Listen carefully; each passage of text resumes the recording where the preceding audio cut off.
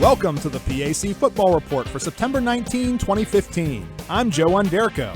This week we will take a quick look back at last weekend's gridiron action in the President's Athletic Conference, while also previewing this weekend's games. 4 games between PAC teams that did not count in the conference standings highlighted Week 2 of the regular season. The games were listed as non-conference games due to the league's unbalanced schedule. The PAC Kickoff Classic in Latrobe was won by homestanding St. Vincent with a 28-21 decision over Waynesburg. Defending PAC champion Washington and Jefferson scored the go-ahead touchdown on 4th down with 1:04 to play to edge Westminster 35-31. Bethany rolled to a 51-16 home win over Teal, while Geneva outlasted Grove City 21-16 to break a 12-game road losing streak. Finally, Thomas More stepped out of conference play with an 84-7 home blowout win over Hanover. Carnegie Mellon and Case each had the weekend off.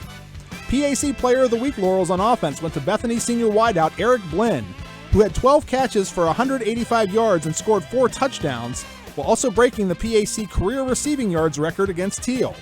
Defensive recognition went to Geneva junior linebacker John Fiskus, with 5 tackles and a pair of interceptions at Grove City.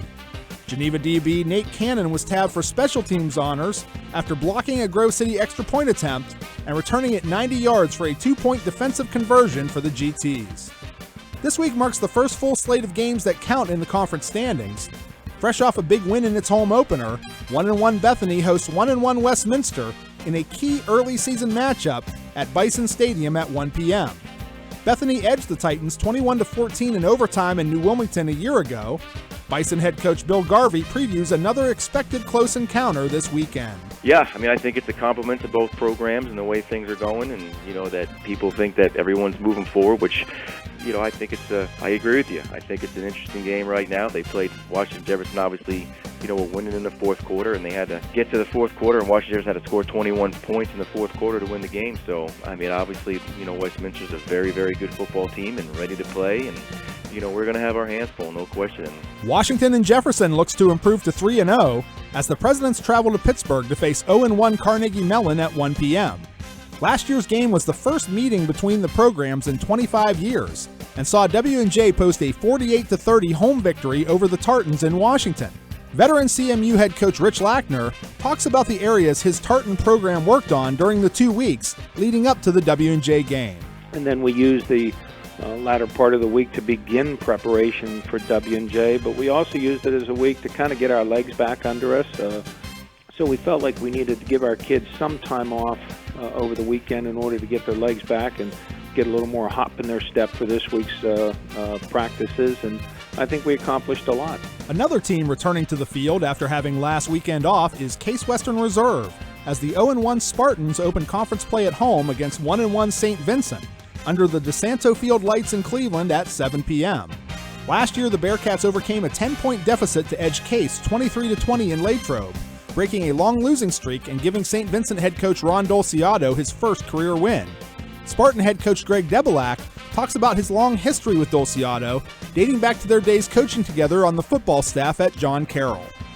Well, I think that's the word. I think you'll find mutual respect, both staffs, and it's just not myself and Ron. It's my full-time guys have coached at John Carroll with Ron, and, relate all this back to Regis Scaife. I think me and Ron were GAs when Regis was the defensive coordinator at Carroll, and we kind of learned the profession from Regis. I think when those 3 teams meet, Case, St. Vincent, and Thomas More, you're going to see a lot of respect amongst the coaching staff. In other PAC League action, 2-0 Thomas More hosts 1-1 Teal in Kentucky with kickoff slated for 1 p.m. The Saints have dominated the recent series with 8 straight wins over the Tomcats, including a 66-27 decision in Greenville in 2014. Finally, 1-1 Waynesburg travels to Beaver Falls to face 1-1 Geneva at 7 p.m. The Yellow Jackets have won 5 straight meetings against the GTs, but had to go to overtime to top Geneva at home 44-38 a year ago.